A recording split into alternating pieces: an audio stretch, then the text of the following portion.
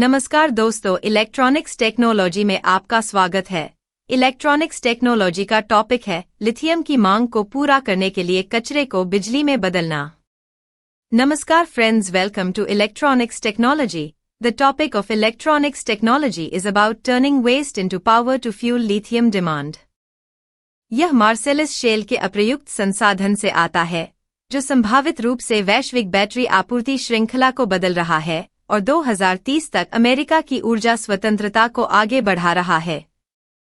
This comes from Marcellus Shale's untapped resource, potentially transforming the global battery supply chain and advancing America's energy independence by 2030.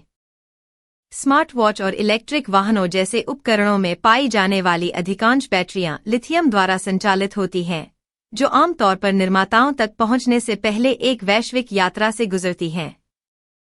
हालांकि एक अध्ययन से संकेत मिलता है कि पेंसिल्वेनिया संभावित रूप से मार्सेलस शेल गैस कुओं से निकलने वाले अपशिष्ट जल के माध्यम से अमेरिका की लगभग आधी लिथियम जरूरतों की आपूर्ति कर सकता है।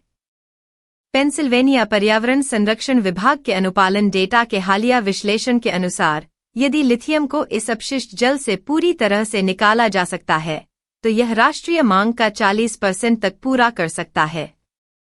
Most batteries found in devices such as smartwatches and electric vehicles are powered by lithium, which typically undergoes a global journey before reaching manufacturers. However, a study indicates that Pennsylvania could potentially supply nearly half of the lithium needs of the U.S. through wastewater sourced from Marcellus Shale gas wells. According to a recent analysis of compliance data from the Pennsylvania Department of Environmental Protection, if lithium could be fully extracted from this wastewater, it could meet up to 40% of the national demand. राष्ट्रीय ऊर्जा प्रौद्योगिकी प्रयोगशाला के Justin मैके और उनके PhD सहित शोधकर्ता पिट्सबर्ग विश्वविद्यालय के सलाहकार डैनियल बेन ने प्रयोगशाला सेटिंग्स में 90% से अधिक दक्षता के साथ पानी से लिथियम निकालने की क्षमता का प्रदर्शन किया है।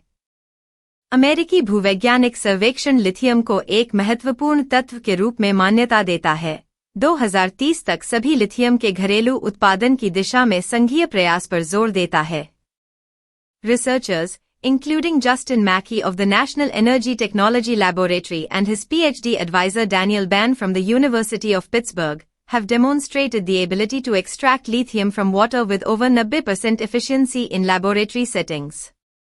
The U.S. Geological Survey recognizes lithium as a critical element, emphasizing the federal push towards domestic production of all lithium by 2030. वर्तमान में, अमेरिका महत्वपूर्ण मात्रा में लिथियम का आयात करता है, जो मुख्य रूप से चीन में संसाधित होने से पहले चिली में नमकीन तालाबों से खनन किया जाता है। हालांकि, मार्सेलस शेल अपशिष्ट जल में लिथियम की खोज एक व्यवहार्य विकल्प का प्रतिनिधित्व करती है।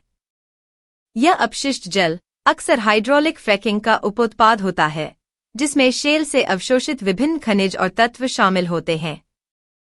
Currently, the U.S. imports significant quantities of lithium, primarily mined from brine ponds in Chile before being processed in China.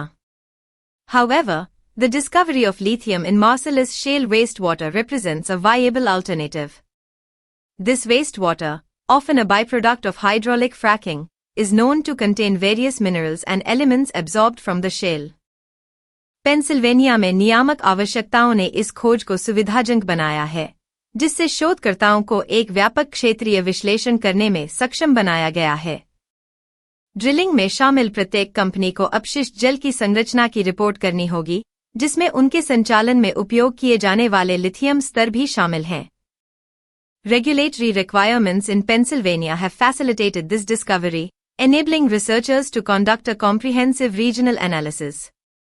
Each company involved in drilling must report the composition of wastewater, which includes lithium levels, used in their operations.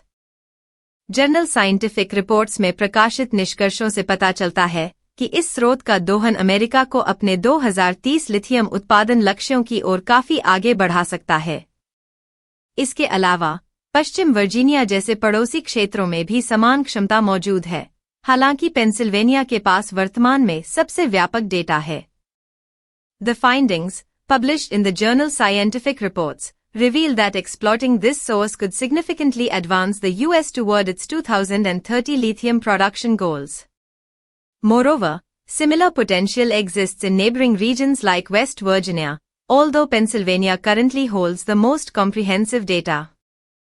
अगले चरण में इस अपशिष्ट जल से lithium निष्कर्षण के पर्यावरणीय प्रभावों का आकलन करना और इसकी पुनर्प्राप्ति के लिए आवश्यक तकनीकों को परिष्कृत करने के लिए एक पायलट सुविधा स्थापित करना शामिल है। जैसा कि मैके बताते हैं, तेल और गैस संचालन से निकलने वाला अपशिष्ट जल एक बड़े पैमाने पर अप्रयुक्त संसाधन प्रस्तुत करता है, जो लाखों वर्षों से उपसतह परतों के साथ बातचीत कर रहा है, जो घरेलू स्तर पर एक महत्वपूर्ण संसाधन का दोहन करने का एक अनूठा अवसर प्रदान करता है। The next steps involve assessing the environmental impacts of lithium extraction from this wastewater and establishing a pilot facility to refine the techniques needed for its recovery. As Mackey points out, wastewater from oil and gas operations presents a largely untapped resource that has been interacting with subsurface layers for millions of years, offering a unique opportunity to harness a critical resource domestically. क्या आपको यह video पसंद है? कृपया like करें, subscribe करें और मेरे इलेक्ट्रॉनिक्स टेक्नोलॉजी चैनल की सूचनाएं पाने के लिए बेल आइकन दबाएं और मेरे चैनल को खोजने के लिए कृपया @electronicsTechnology50 लिखें। जय हिंद और Vande Mataram. Do you like this video? Please subscribe, like and press the bell icon for getting notifications of my electronics technology channel, and for searching my channel please write @electronicsTechnology50. Jai Hind and Vande Mataram.